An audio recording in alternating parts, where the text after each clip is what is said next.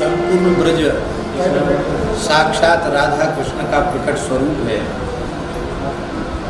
उसमें गिरिराज जी ब्रजमंडल का हृदय है, साक्षात श्री कृष्ण है। और उसमें भी यह चंद्र सरोवर सारस्वत कल्प की लीला के अनुसार भगवान श्री कृष्ण की महारास स्थली, पुष्टि मार्ग के जहाज, उद्धव जी के अवतार, महाकवि सूरदास जी ने 73 वर्ष रहकर यहाँ अपने श्याम को रिझाया है। 1.25 लाख पदों की रचना, ऐसा कहा जाता है कि इसी स्थान पर बैठकर उन्होंने की। बल्लभकुल का भी यह एक महान तीर्थ है और इस महान तीर्थ को जागृत करने का श्रेय 2 महापुरुषों को है। एक पूज्य बाबा श्री ठाकुरदास जी महाराज, पंडित जी महाराज की आज्ञा से वे यहाँ आकर विराजे। और आज जो कुछ दिख रहा है संस्कार ब्रजवासियों में, ये जो कुछ उत्सव भाव भक्ति दिख रही, इसमें बाबा का योगदान है। बाबा यहाँ विराजे, बाबा ब्रजवासियों से प्रेम करते हो, ब्रजवासी बाबा से प्रेम करते। पूज्य सदगुरुदेव श्री गणेश दास जी भक्तमाली जी का भी संबंध यहाँ से, इस गांव से, ब्रजवासियों से बड़ी घनिष्ठता पूर्वक रहा, अंतिम क्षण तक रहा। ब्रजवासियों ने महाराज जी को अपना बाबा माना और महाराज जी ने गांव को अपना गांव माना। पूज्य बाबा ठाकुरदास जी यहाँ विराजते, निरंतर गो चिंतन उनको बना रहता था। एक कसाई एक देसी बछड़ा ले जा रहा था, उस बछड़े को देखकर बाबा को दया आई और बाबा ने किसी व्यक्ति से कहकर कसाई से बछड़ा खरीद लिया गया और उस एक बछड़े को बचाने से यहाँ गौशाला का आरंभ हुआ। फिर पूज्य गुरुदेव श्री गणेश दास जी भक्तमाली जी महाराज की अध्यक्षता में एक समिति का गठन हुआ और यहाँ गौशाला विधिवत आरंभ हुई। अपने समय की सबसे पुरानी गौशाला ये है। इस गौशाला से अनेक गौशालाओं का जन्म हुआ। आज तक इस गौशाला के माध्यम से सैकड़ों ब्रजवासियों के घरों में गोपालन आरंभ हुआ और हजारों की संख्या में गोवंश के प्राण बचाए गए।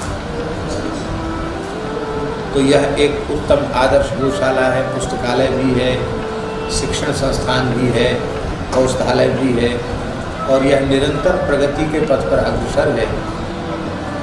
आज आवश्यकता है सभी गोभक्त, राष्ट्रभक्त, भारतीय सनातन विचारधारा में श्रद्धा रखने वाले लोग, वैष्णवजन, सबके सहयोग की आवश्यकता है और प्रेम से गौशाला को सब अपनी मान करके इसमें सहयोग करें।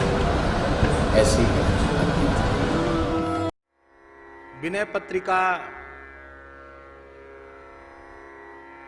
ऐसा अनुपम ग्रंथ है गोस्वामी तुलसीदास जी महाराज का कि इस एकमात्र ग्रंथ का आश्रय कोई साधक ले ले तो साधक जीवन के समस्त प्रश्नों का समाधान हो जाएगा। भगवत प्राप्ति का मार्ग प्रशस्त ही नहीं हो जाएगा, ईमानदारी से यदि विनय पत्रिका का चिंतन करे, उसे अपना जीवन बनावे तो इसी शरीर से इसी जन्म में निश्चित भगवत साक्षात्कार हो जाएगा, इसमें कोई संदेह नहीं। समर्थ सद्गुरु जो कार्य करते हैं वही कार्य विनय पत्रिका करती है। जैसे अष्टादश पुराणों का सार सर्वस्व फलरूप श्रीमद् भागवत है और भागवत को लिखने के बाद भगवान व्यास पूर्ण संतुष्ट हुए, फिर और कुछ जीवों के कल्याण के लिए लिखने की आवश्यकता नहीं है, अब हमारा प्रयोजन पूर्ण हो गया, ऐसा भगवान व्यास जी ने समझा। ठीक इसी प्रकार से भगवान की प्रेरणा से कलिमल ग्रसित जीवों के ऊपर अत्यंत अनुग्रह करके कलियुग के दोषों से बचने के उपाय के रूप में जीव का परम कल्याण हो जाए, इसी जन्म में भगवत प्राप्ति हो जाए, साधक के अंतःकरण का ज्ञान, वैराग्य, भक्ति तीनों सुदृढ़ हो जाएं, परम परम प्रेम उसे प्राप्त हो जाए, वह कृतकृत्य हो जाए, कृतार्थ हो जाए, इसी प्रयोजन के लिए मानो गोस्वामी जी ने अपनी अंतिम कृति के रूप में इसको प्रकट किया।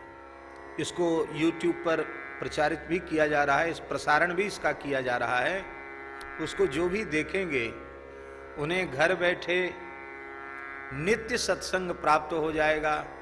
और हम ऐसा अनुभव करते हैं कि उन्हें यह नहीं लगेगा, जितनी देर वे सुनेंगे उनको नहीं लगेगा कि हम वृंदावन से दूर हैं। आप अपने घर में बैठकर यह अनुभव करेंगे कि हम संतों के, गुरुजनों के चरणों में, श्रीधाम वृंदावन में ही भावमय स्वरूप से बैठकर श्री विनय पत्रिका के माध्यम से सत्संग कर रहे हैं। अब उठ के क्यों चले गए? बोले भाई वो थोड़ा हम लोग अनन्यता वाले हैं। वो आपने क्या भगवान का चरित्र सुन रहे थे, क्या आप बीच में कौन सी चर्चा ले आए? उन नाम भी नहीं लेंगे।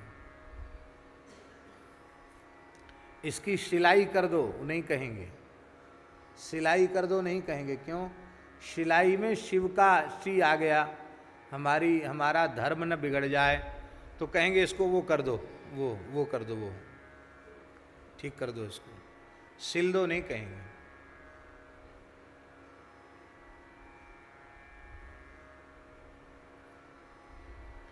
इस प्रकार से हरिहर में भेद मानने वाले घोर नरक जाते हैं, ऐसा अनेक पुराणों में लिखा है।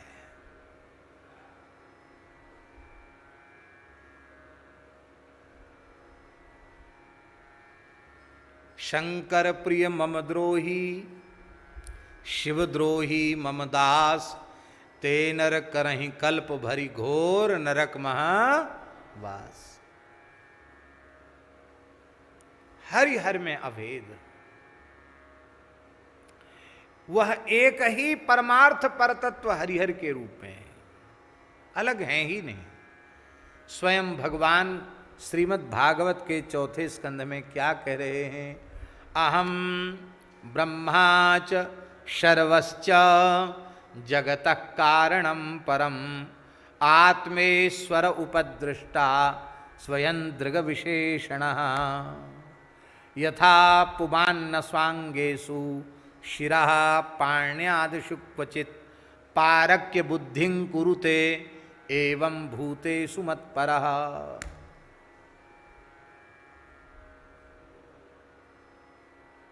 स्वयं भगवान करें, मैं नारायण, ये शिव, ये ब्रह्मा जी, हम तीनों अलग अलग कार्य के लिए इस 3 रूप में हैं, वस्तुतः हम एक ही हैं। भेद नहीं है। जैसे मनुष्य का मस्तक अलग है, भुजाएं अलग हैं, पैर अलग हैं, लेकिन अलग अलग होने पर भी वो भेद नहीं करता। जिसका मस्तक है उसी के पैर हैं, जिसके पैर हैं उसी का मस्तक है। अब कोई कहे कि हम तो आपके चरण सेवक हैं, क्या करोगे भैया चरण सेवक? बोले हम तो चरणों के भक्त हैं और तो हमें कोई लेना देना है नहीं, और रोज चरण दर्शन के लिए आ नहीं सकते, तो आपका चरण काट ले जाएंगे, अपने घर पे रखेंगे, वहीं थोड़ा फूल चंदन चढ़ा दिया करेंगे। तो बोलो उसको पाद पूजक कहोगे कि पाद छेदक कहोगे? क्या कहोगे? अथवा कोई कहे कि हम तो चरण पूजा करेंगे, सिर से हमें कोई मतलब नहीं, सिर पे तो भले जूता लगा देंगे। अरे भाई जिसका पैर है उसी का तो सिर है, अथवा जिसका सिर है उसी के तो पैर हैं। एक अंग के तिरस्कार से संपूर्ण अंगी का तिरस्कार होता है। ऐसे ही भगवान कहते ब्रह्मा जी का तिरस्कार मेरा तिरस्कार, शिव जी का तिरस्कार मेरा तिरस्कार। इसका तात्पर्य है, ये तो स्थूल बात हुई, अत्यंत सूक्ष्म बात यह है कि सब कुछ भगवान ही हैं और सब कुछ भगवान में ही है। इसलिए जड़ चेतन किसी भी वस्तु, व्यक्ति, पदार्थ का तिरस्कार भगवान का ही तिरस्कार है। किसी का भी सत्कार भगवान का ही सत्कार है। इसलिए किसी का तिरस्कार नहीं करना, किसी भी अवस्था में किसी का तिरस्कार नहीं करना।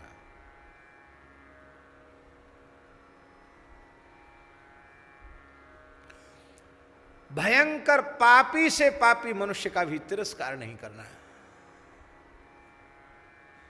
वो जो कुछ कर रहा है उसका ठेकेदार वो स्वयं है।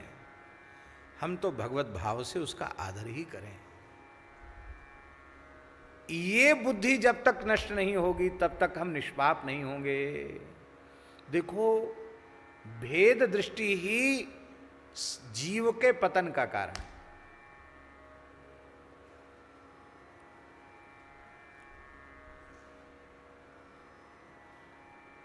हम तब तक निर्दोष नहीं हैं जब तक हमारी दोष दृष्टि समाप्त नहीं हुई। फिर से सुन लो, हम तब तक निर्दोष नहीं हैं जब तक हमारी दोष दृष्टि समाप्त नहीं हुई। दोष दृष्टि समाप्त होने पर ही हम निर्दोष सिद्ध होंगे। किसी भी व्यक्ति का दोष है और वो दोष हमें सुनाई पड़ गया, हमें दिखाई पड़ गया, हमारे अनुभव में आ गया, उससे लाभ क्या मिला? विचार करो इसके ऊपर, क्या लाभ मिला? क्या उस व्यक्ति का वह दोष समाप्त हो गया? हो गया समाप्त? क्या उसकी बुरी आदत समाप्त हो गई? सुधर गया? क्या नहीं सुधरा। उस व्यक्ति का दोष तो यथावत उस व्यक्ति में रहा आया, और हमने सुन करके या देख करके उस व्यक्ति के दोष को अपने हृदय में उतार लिया, अपने मन में उतारा, अपनी बुद्धि में उतारा, फिर दूसरों से उस दोष का वर्णन किया तो अपनी वाणी में उतारा। पूज्य सद्गुरुदेव भगवान श्री भक्तमाली जी के वचन हैं। महाराज जी कहते थे, जो दोष तुम्हारे मन में, तुम्हारी बुद्धि में, तुम्हारी वाणी में आ गया है, वही दोष तुम्हारे जीवन में नहीं आएगा, ये मत सोचना। पहले दोष मन में आता है, बुद्धि में आता है, फिर वाणी में आता है, फिर वही दोष क्रिया में आ जाता है। इसलिए इससे बचने का एकमात्र साधन है अपनी भगवत दृष्टि को व्यापक बनाओ। भगवत दृष्टि कैसे व्यापक होवे, ये भेदमति कैसे समाप्त होवे, उसका प्रकार पूज्य महाराज जी के मुखारविंद से जो मैंने सुना है, शास्त्रों के अनुसार जो सिद्धांत है, उसका हम निवेदन कर रहे हैं। सबसे पहले गुरु तत्व में भगवत भाव स्वीकार करो। वासुदेव सर्वम, ये तो अंतिम सिद्धांत हो गया, पर इस परिपूर्ण सत्य की, अंतिम सिद्धांत की पहली इकाई क्या है? पहली इकाई है एकादश स्कंध में नवयुगीश्वर संवाद में, भक्त्यैकयेशं गुरुदेवतात्मा। भक्ति पूर्वक गुरु तत्व में भगवत भाव को स्वीकार कर लो। ये स्वीकार कर लो कि ये भगवान हैं, गुरु साक्षात परब्रह्म तस्मै श्री गुरुवे नमः। ये स्वीकार गुरुजी को नहीं करना है।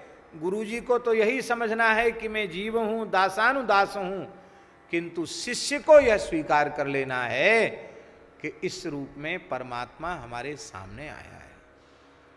बंदौ गुरुपद कंज कृपा सिंधु नर रूप हरि। ये नर रूप में साक्षात श्री हरि ही पधारे हैं।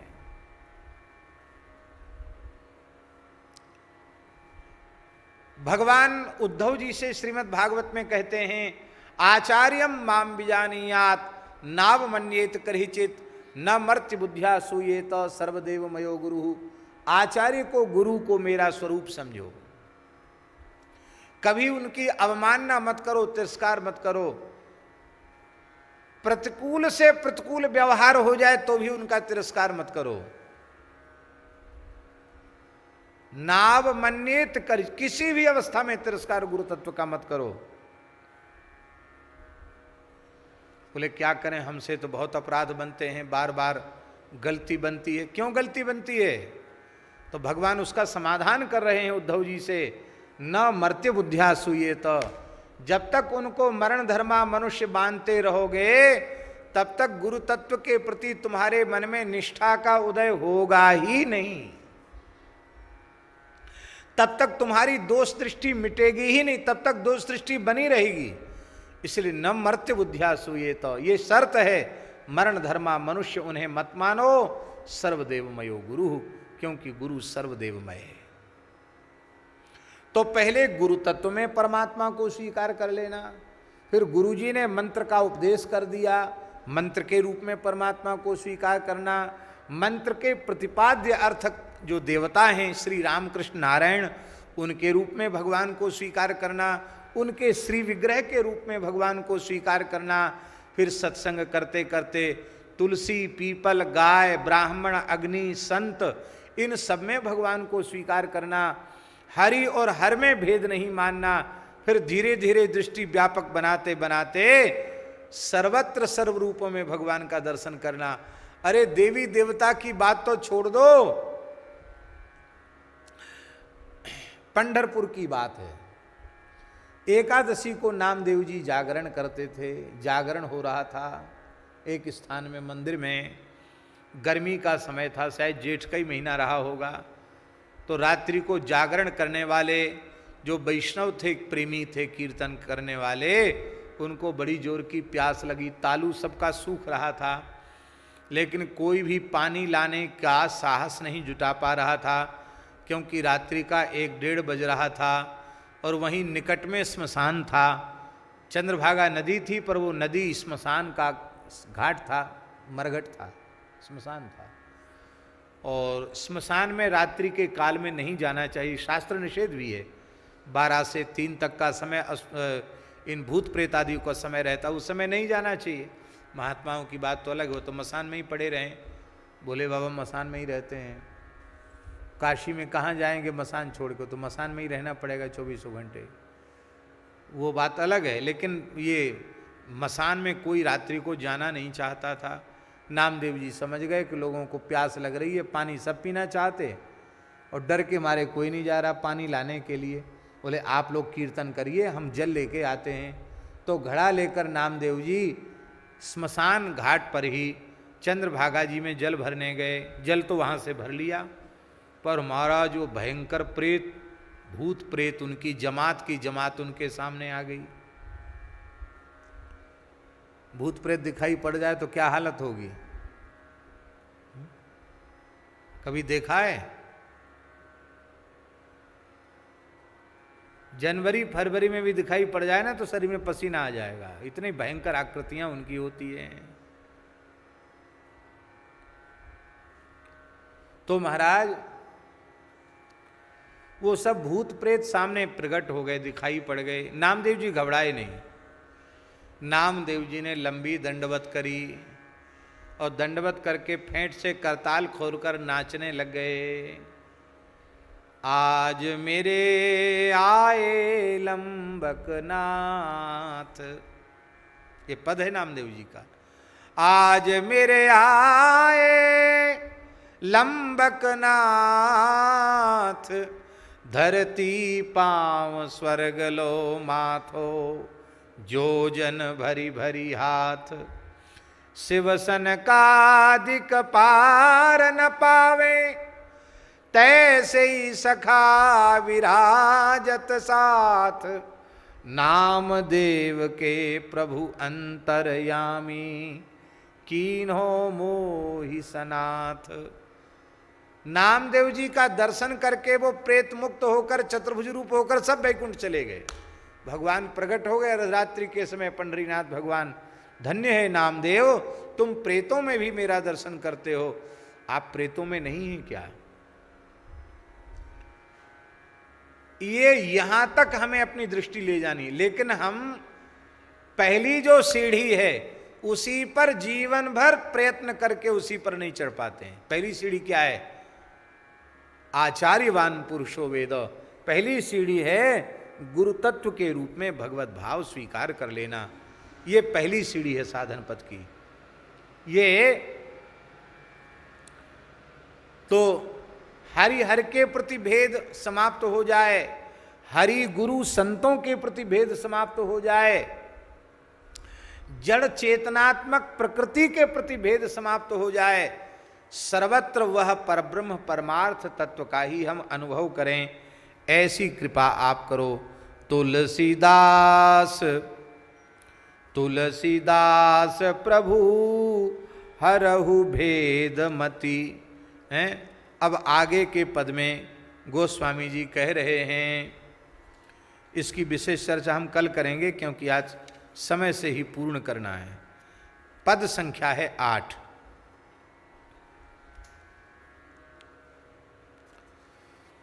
देव बड़े दाता बड़े, शंकर बड़े भोरे, दुख सवन के, जिन जिन कर जोरे। देव बड़े शंकर बड़े भोरे, किए दूर दुख सवन के, जिन जिन कर जोरे। सेवा सुमिरन पूजिब, पात आखत थोरे। सेवा सुमिरन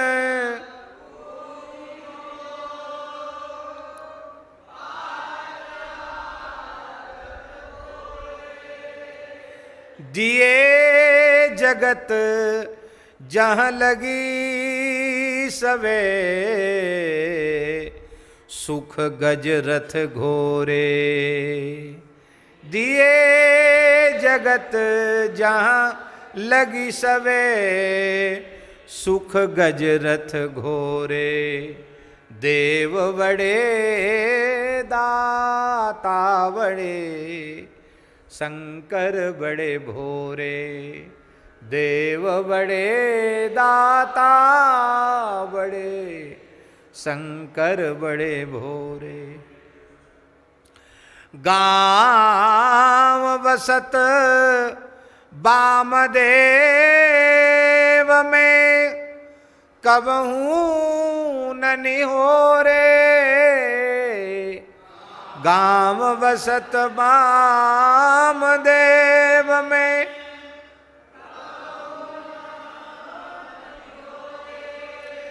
आधि भौतिक बाधा भई, ते किंकर तोरे।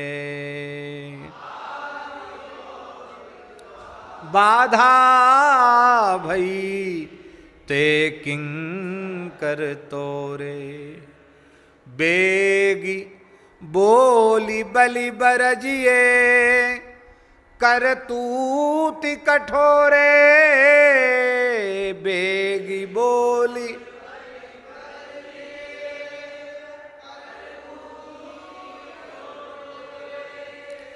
तुलसी दली रूंध्यो चहे, सठी साखी सिहोरे।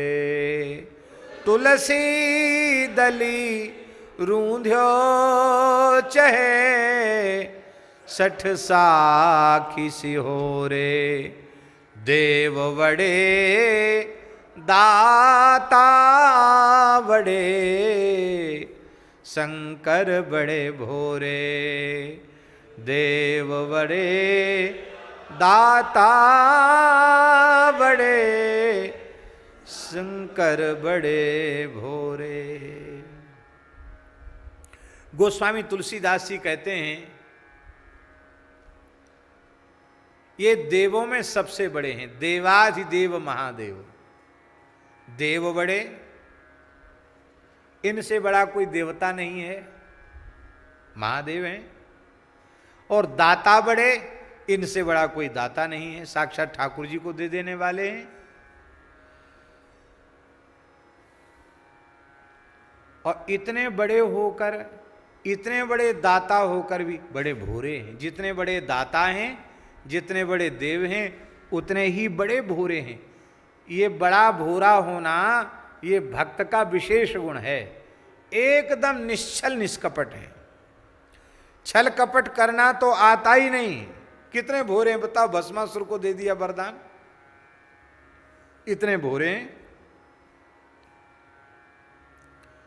किए दूरी दुख सवन के, जिन जिन कर जोरे। जिन जिन लोगों ने आपके दरबार में आकर के आपसे हाथ जोड़कर प्रार्थना की, आपके दरबार में हाथ जोड़े, उन सबके दुखों को आपने दूर कर दिया और उनसे लिया कुछ नहीं। आपकी सेवा पूजा भी बहुत महंगी नहीं है। सेवा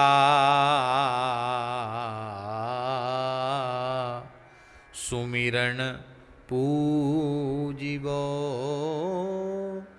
पात आखत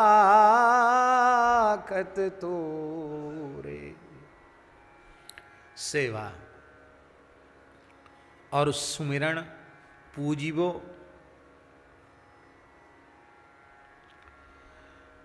आपके दरबार में जाकर शिव शिव कह देना, हर हर कह देना, हर हर महादेव कह देना, महादेव महादेव कह देना, 2-4 बार कह लेना, इसको भी आप स्मरण मान लेते कि बहुत भजन करता है। और कुछ बिल्व पत्र चढ़ा दो तो कहते हाँ वाह वाह बहुत पूरी सेवा हो गई। 1 लोटा पानी चढ़ा दो, सब सेवा हो गई। आखत थोड़े थोड़े अक्षत चढ़ा दो, उतने से ही राजी हो जाते हैं। देखो, सुगंधित पुष्प तो भगवान शिव को चढ़ाना ही चाहिए। मदार और धतूर इनमें कोई बहुत विशेष होती होगी, कोई अलग प्रकार की सुगंध तो भगवान जाने, पर कोई विशेष सुगंधित पुष्पों में इनकी गणना नहीं है। और किसी देवी देवता को चढ़ते हुए ऐसा भी नहीं है, और इनको माली लोग लगाते भी नहीं है। आग धतूरा कहीं भी हो जाता है। तो इतनी सस्ती सेवा पूजा शंकर जी ने कर दी, कहीं से आग धतूरे का फूल ले आओ, चढ़ा दो, 1 लोटा जल ले लो, अक्षत चढ़ा दो। तो 2-4 बार भी नाम लेने वाले, बिल्वपत्र चढ़ा देने वाले, 1 लोटा जल चढ़ा देने वाले, थोड़े अक्षत चढ़ा देने वाले, ऐसे लोगों को भी आपने हाथी घोड़ा सारी संपत्ति आपने कृपा करके प्रदान कर दी। अब आगे की बात जो कहते हैं, गांव बसत बामदेव में कबहू न निहोरे। हे बामदेव, ये बामदेव भगवान शंकर का नाम है। हे बामदेव, हम आपके गांव में बसते हैं। आपका गांव क्या है? काशी। आपके गांव में बसते हैं, आपके नगर में काशीपुरी में बसते हैं। हे भगवान, मैंने कभी निहोरा नहीं किया, पर अब ऐसी परिस्थिति आ गई है कि हमें आपसे निहोरा करना पड़ रहा है। निहोरा करना माने गिड़गिड़ाना, विनती करना, प्रार्थना करना। मुझे निहोरा करना पड़ रहा है। क्या निहोरा करना पड़ रहा है? बोले आधि भौतिक बाधा भई ते किंकर तोरे। गोस्वामी जी को सताया बहुत गया। बचपन में तो जो विपत्ति आई वो आई, और जब काशी में आपका प्रभाव बहुत अधिक बढ़ने लग गया तो काशी के विद्वानों ने ही उनका बड़ा भारी विरोध किया। क्या क्या नहीं किया। गोस्वामी तुलसीदास जी का चरित्र पढ़ करके देख लो, कितनी विकट परिस्थितियों का सामना गोस्वामी जी को करना पड़ा।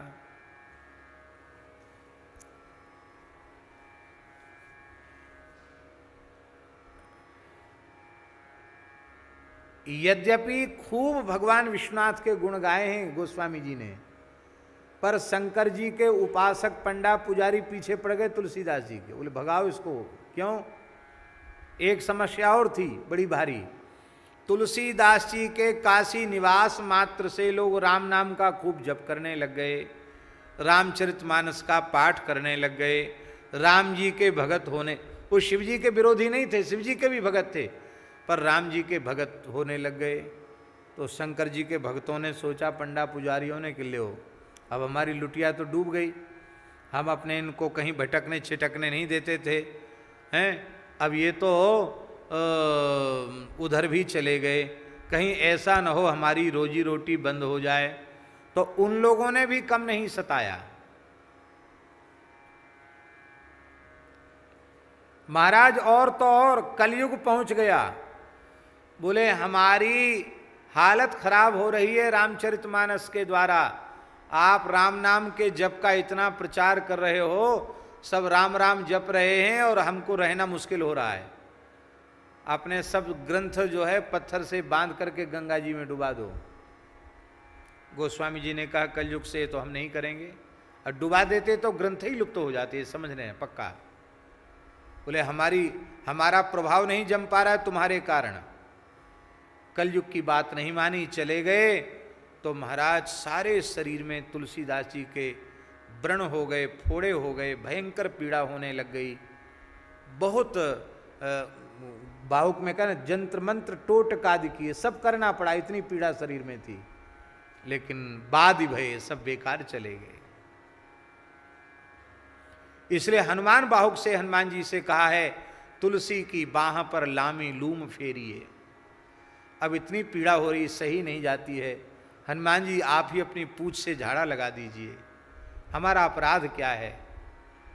तुलसीदास जी से इतना डर था कलयुग को। सब अनुकूल ही अनुकूल होते चले जा रहे हैं। मधुसूदन पाद सरस्वती अनुकूल हो गए, विरोधी भी नतमस्तक हो रहे हैं, चोर भी शिष्य बन गए। तब लोगों ने तंत्र मंत्र का सहारा लिया। तंत्र मंत्र का सहारा लिया।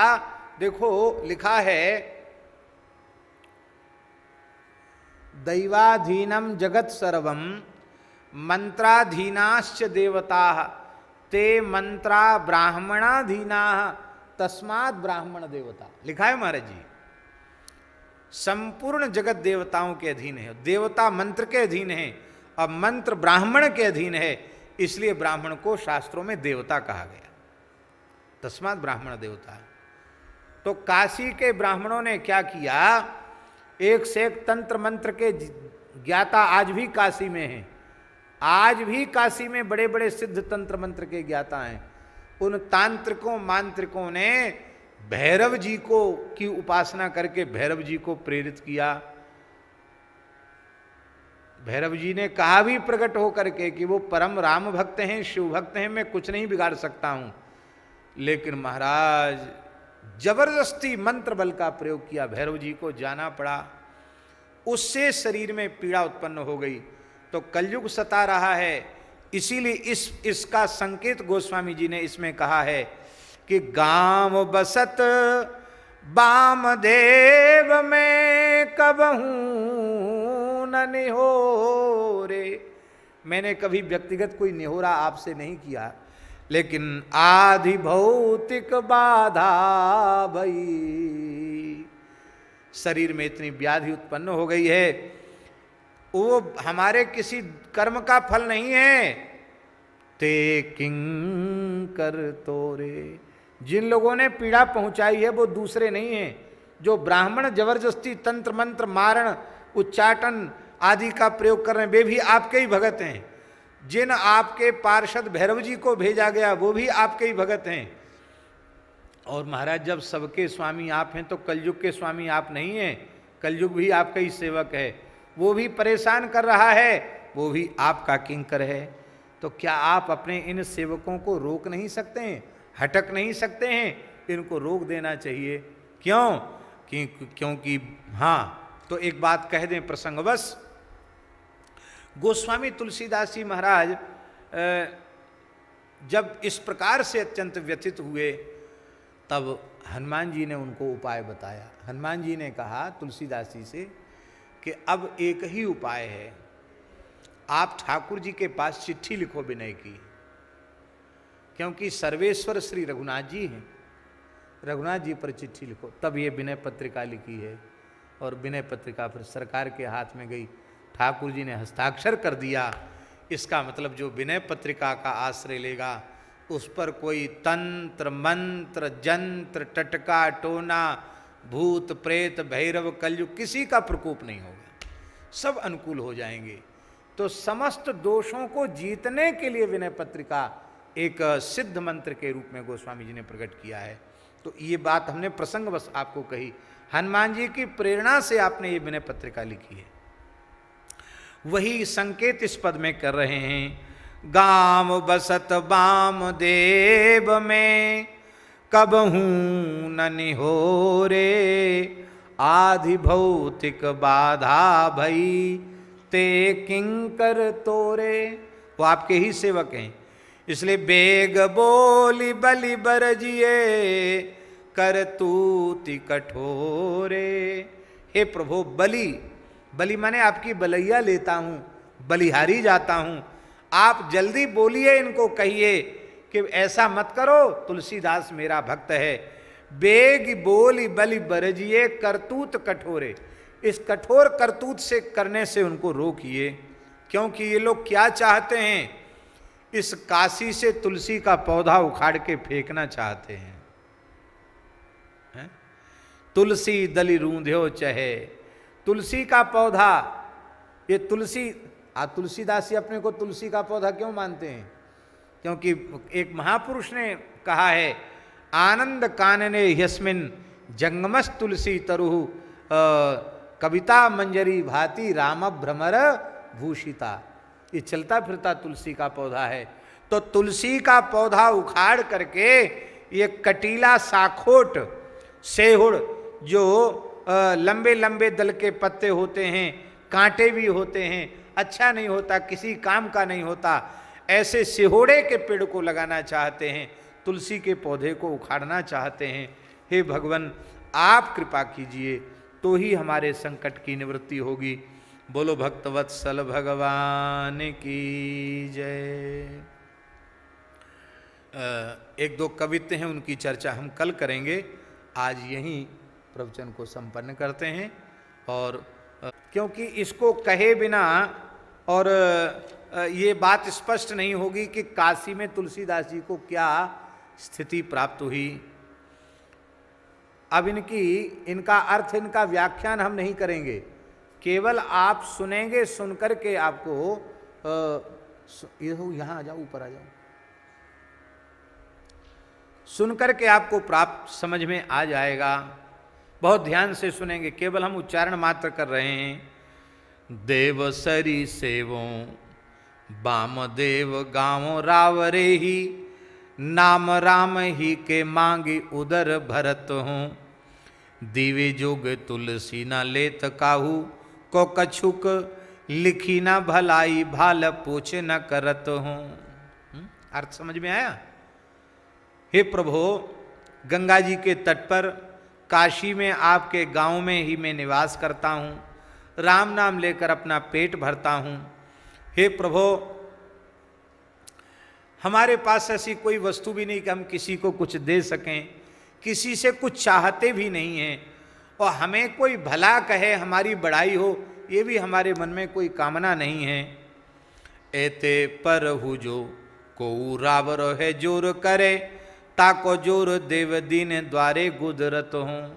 फिर भी भगवान आपके होकर भी, जो आपके लोग हैं, आपके पार्षद बनते हैं, आपके भक्त बनते हैं, और वे आपके मुझ दीनहीन सेवक के ऊपर जोर जना रहे हैं। हमको आपकी नगरी से निकाल बाहर करना चाहते हैं, हमको यहाँ गुजारा नहीं करने देना चाहते हैं। इसलिए हे भगवान, मैं दीनहीन होकर आपके द्वार में गिड़गिड़ा रहा हूँ, रो रहा हूँ। पाई के उराहनो उराहन न दीजे मोही, काल कला काशीनाथ कहे निवरत हूँ। आप कृपा करके हमको उराहना, हम उलाहना आपको दे रहे हैं, तो आप उलाहना मत देना। अर्थात हम ऐसा कोई काम नहीं कर रहे हैं जिसका उलाहना कोई आपके पास दरबार में ले जाए। मैं तो राम राम करता हूँ, किसी का लेना देना भी नहीं है, और मैं केवल राम राम कर रहा हूँ, कुछ किसी से चाहता भी नहीं, मांगता भी नहीं हूँ। फिर भी लोग इतने पीछे पड़े हैं।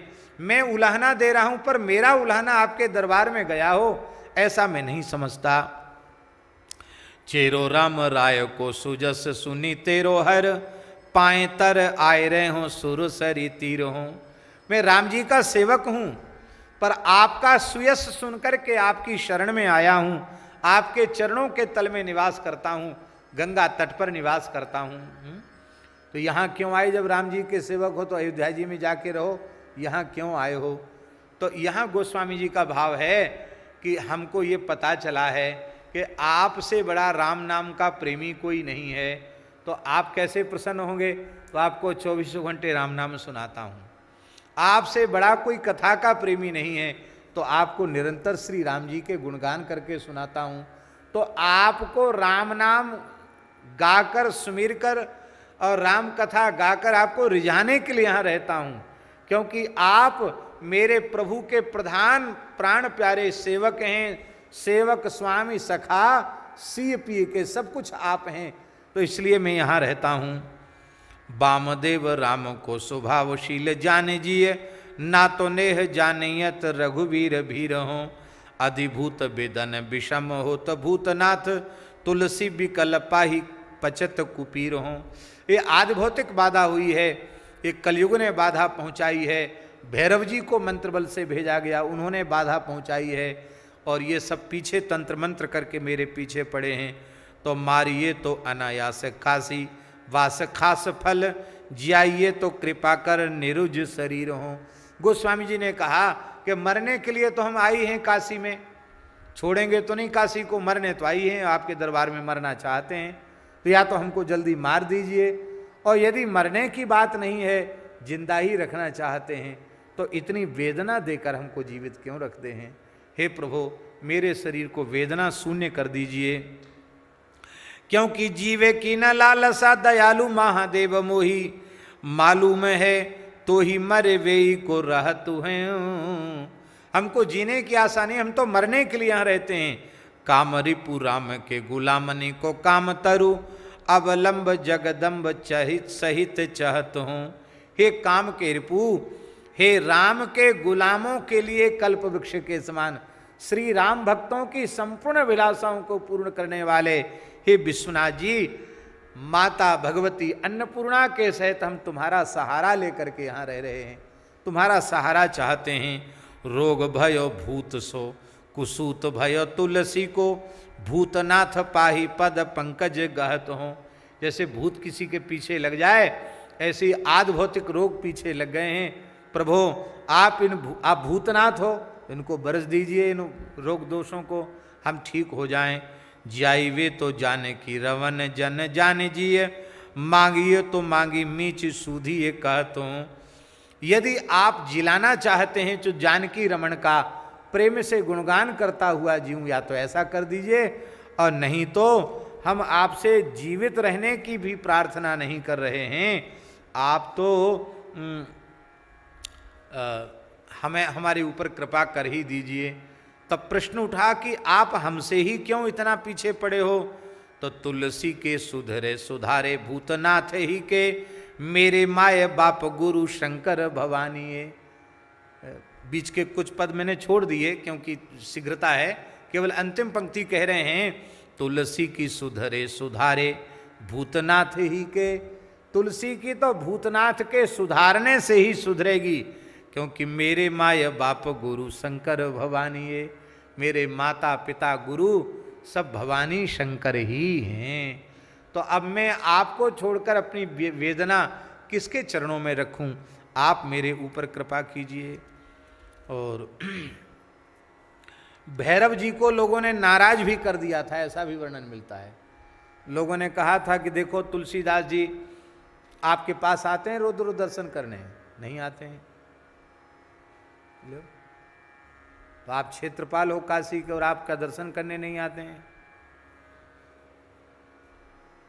आपके विरोधी हैं वो। ऐसा भी भर दिया था, बोलो वृंद भक्त वत्सल भगवान की। पर विनय पत्रिका में भैरव जी का भी स्तवन किया है गोस्वामी तुलसीदास जी ने। भैरव जी शिव ही हैं, ये सब लीला है। देखो जितना विरोध होगा उतनी महिमा बढ़ेगी। गोस्वामी तुलसीदास जी की जो इतनी महिमा दिग दिगंत में व्याप्त हुई, उसका मूल कारण है। महाराज जी हमारे कहते थे भक्तमाली जी कि तुलसीदास जी अयोध्या जी में रहते तो न मानस का प्रचार होता न तुलसीदास जी का प्रचार होता। क्यों? क्योंकि वहाँ तुलसीदास जी का कोई विरोधी नहीं था। मानस जी का इतना प्रचार और तुलसीदास जी की महिमा का इतना प्रचार प्रसार हुआ, उसका मूल कारण है कि जीवन में विरोधियों से टक्कर लेते रहे, वहीं रहे काशी में, और अंत में सारे विरोधी उनके भक्त हो गए, नतमस्तक हो गए।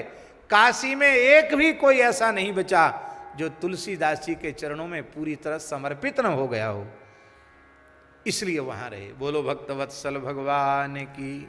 इन्हीं शब्दों के साथ आज यह संपन्न होता है, और कल भगवत कृपा से शिव शिव हुई प्रसन्न करु दाया। हर